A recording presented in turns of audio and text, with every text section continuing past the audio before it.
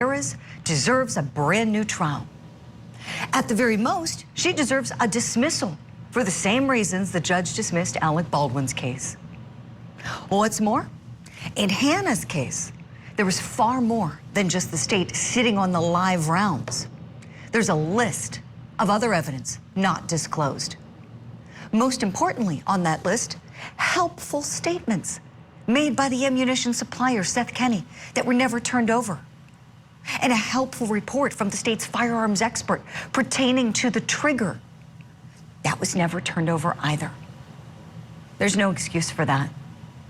Holding back exculpatory material is against the law, the rules of evidence, the rules of procedure, and the rules of ethics. My biggest question is why? Why were these critical pieces of evidence not disclosed to Hannah Gutierrez for her defense? Because she was entitled to them. And now she's entitled to a remedy. And because there's even more in her case than was withheld in Alec Baldwin's case, I won't be surprised if the judge dismisses her case entirely for the same reasons that she did his. That's my opening statement. Let me know if you like it. We're going to get to our top story in just a moment, but first, we have some breaking news. Right now, it's going to be up to the medical examiner's office to identify the human remains. So that's where we're at right now. The remains of missing college student Caleb Harris have been found and identified. This is according to police in Corpus Christi, Texas, who cited a DNA report. Now, this comes after human remains were recovered from a wastewater well last month. You may remember us telling you about that. And at that point, authorities were still waiting for a forensic analysis to be done before being able to make an identification. Now, this confirmation marks the end of a months-long search for Harris, who disappeared near his apartment in the early morning hours. Now, police say there were no obvious signs of homicide, although the advanced state of decomposition of his body made it impossible to make an identification or to find a cause of death. We're going to continue following this story and bring you any updates on the case of Caleb Harris as we have them. Now this morning, we turn back to our top story, the brand new developments in the Rust movie shooting case, as the attorneys for Hannah Gutierrez are asking the court to dismiss her involuntary manslaughter conviction, or in the alternative, give her a new trial. Her defense team filed the motion just this week following the dismissal of Alec Baldwin's manslaughter case due to the prosecution's mishandling of evidence, holding back evidence. Now, the former armorer is currently serving an 18-month prison sentence after a jury found her guilty in the shooting death of cinematographer Helena Hutchins. Gutierrez's defense team says the jury didn't have all the evidence and that prosecutor Carrie Morrissey had a, quote, win at all costs attitude. Now, let's talk about some of these particular things and just how they could be exculpatory for Hannah Gutierrez. For that, I want to bring in a firearms expert. He's also a Hollywood prop master and armorer. You know him and love him from seeing him on this show. Dutch Merrick is joining us this morning. Dutch, good to see you.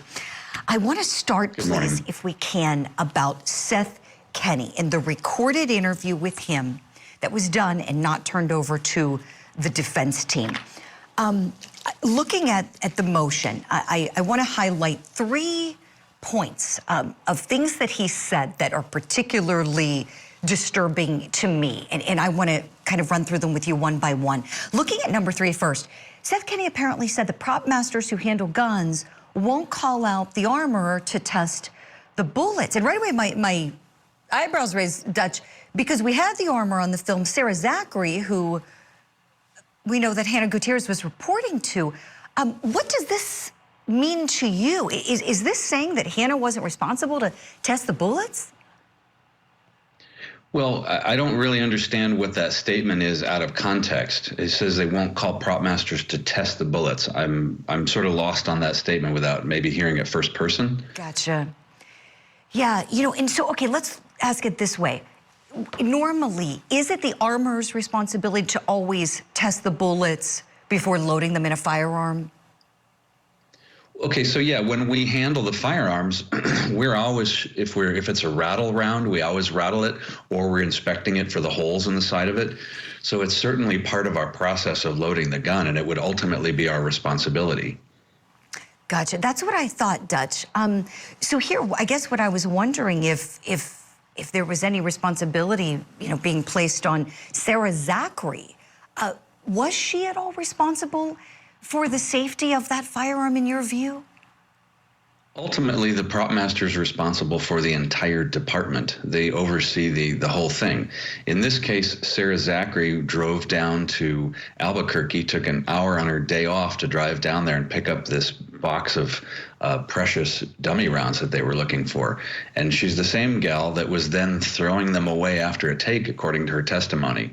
So the thing that bothers me is, are these rounds very hard to find and ultimately very valuable, and you got to really treat them with kid gloves, or are they so common that you can just throw them away after a take, as she testified? It doesn't make any sense to me. But she is responsible for that material being bought in a safe manner and being brought to set. Mm-hmm. The whole department. So that's a really important way to think of it. The prop master kind of oversees that whole department of all the props, and firearm, being one of them. Dutch, looking back at the other portions of the motion, Seth Kenney said he heard nothing but good things about Hannah Gutierrez's skills. So that's, of course, exculpatory. And then the one that I think is perhaps the most exculpatory, he says that he got 325 rounds from Thel Reed. And the motion goes on to address, Dutch, at how when investigators raided Seth Kenney's place of business, they found the ammunition can that did have those rounds in it at one point when he left that movie set with Thel, but the can was then empty. Your thoughts on this, please? It's remarkable that the investigators took 39 or 40 days to look in at PDQ props to do an inspection of it and to search out those rounds. 325 rounds, he's got a very specific number. He's got a very detailed memory of just how many rounds he transported, but he couldn't remember which day he transported. Now, my understanding, there's only 2 days he drove between Texas and Albuquerque, so it's a 50-50 shot, but somehow he just can't remember, scouring all of his memory banks and calendars, that he can't remember when he brought those rounds, and that was a really key part of this testimony. Right. And Dutch, when it comes to dummy rounds, please educate us. Are there different kinds, some that rattle and some that don't? Yeah, so understand that there's 4 basic parts of a cartridge, 4 components of a cartridge: a real bullet, which would have a primer, which ignites the powder, which pushes the bullet out, which is held by the case. So in the case of a dummy round, we eliminate the gunpowder and you have no working primer. So these are like Legos. They can have a silver primer and or a brass primer, different bullet shapes. And in the case of dummies, we generally put a little BB inside, so they look perfectly good on camera. Yet when we put them to our ear, we rattle them, we can know for sure. And those are camera perfect dummies. And then there are other dummies that you just simply drill a hole through the side of the case, and it makes it very obvious to everyone that they're a dummy. Those can be used in maybe a bandolier or a gun belt. You can even dress those into a cylinder or a gun if you're not seeing it done on camera. So the 2 most common types are a rattle round or a drilled round. And the third one that you would find would be just one that has a dead expired primer. It's got a dimple in the primer, and you can put that in a gun and dry fire it and demonstrate for all to see that it's a dead primer, it's an inert round. Just point it in a safe direction, click off that round, and everyone knows that you're dealing with a dummy. I Dutch, appreciate this so much. So we know that ultimately live rounds were loaded into that firearm, and we know there's been a lot of questions about the firearm's operability. As you know, Dutch, the testing done by the state, in that process, having the FBI examiner tested, it was broken. And one of the things that Jason Bowles also details in this motion, in addition to the Seth Kenney interview being held back, was that there was a firearm expert's report that has some really favorable information in it. So we're highlighting the portion of this motion saying the third Hague report, Hague, the name of the man who wrote it, Lucien Hague, saying it found that the firearm contained unexplained tool marks on the working surface and sides of the evidence trigger sear, and that it was unlikely that these tool marks are the result of the damage incurred during the FBI's impact testing, and those tool marks do not appear to be original manufacturing marks or use and abuse tool marks based on their irregular orientation. So put another way, it says the state's experts concluded that there were unexplained alterations to the firearm's trigger sear. A critical conclusion, given that we know Alec Baldwin said he never pulled the trigger. Dutch, how helpful is this information to Hannah Gutierrez, and why, please?